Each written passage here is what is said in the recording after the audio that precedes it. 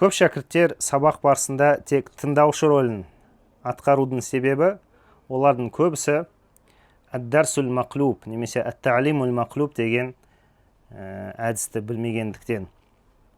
Әт-таълимул мақлуб дегеніміз төңкерілген сабақ әдісі.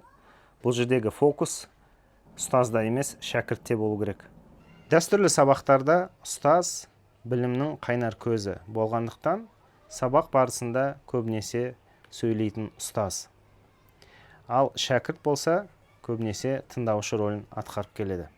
Сондықтан араб тілі сабақтарында да өкінішке орай осы тенденция байқалады. Оны түзеу өте қиын, әрине, бірақ осымен біз күресіп келеміз.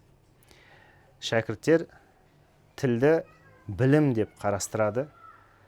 Білім аламын, сол үшін мен тыңдауым керек көбінесе, ал ұстаз сөйлесін деген ұстанымда көбісі, 90%. Төңкерілген сабақта бәрі керісінше. Ұстаз білімнің қайнар көзі емес.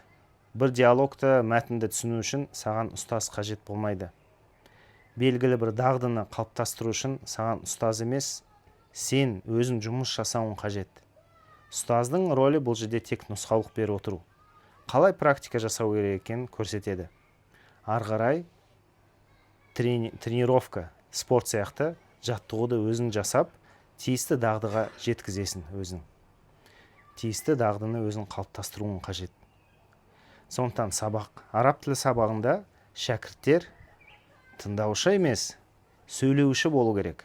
Ал ұстаз нұсқаулық беріп, түзетіп отыру керек. Төңкерілген сабақ деген осы. Сондықтан қандай да бір курсты таңдайтын болсаңыз, қандай да бір сабақтың тиімділігін, нәтижелігін көргіңіз келсе, сабақтың барысында кімнің үлесі, сөйлеудегі кімнің үлесі көбірек, соған қарасаңыз болады. Егер ұстаз көп сөйлеп, шәкірт тыңдайтын болса, бұндай сабақ көбінесе нәтиже көрсетпейді. Сарф, наху сабақтарының да тиімсіздігі осында. Себебі ұстаз тек тақтаның алдында тұрып, білген түсіндіріп кете берсе, сіз тіл меңгермейсіз. Себебі сіз жай ғана ақпарат алып жатсыз, білім алып жатсыз. Ал тіл білім емес.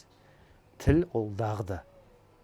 Дағдыны қалыптастыру үшін сіз сөйлеуші, істеуші, жаттығу жасаушы рөлінде болуыңыз қажет. Бұл өте маңызды ақиқат.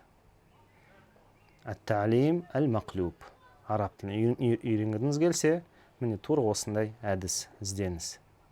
Бит-тауфиқ. Араб тілін басынан аяғына дейін төңкерілген әдіспен үйренгің келсе, профильдегі сілтеме арқылы курсқа тіркел.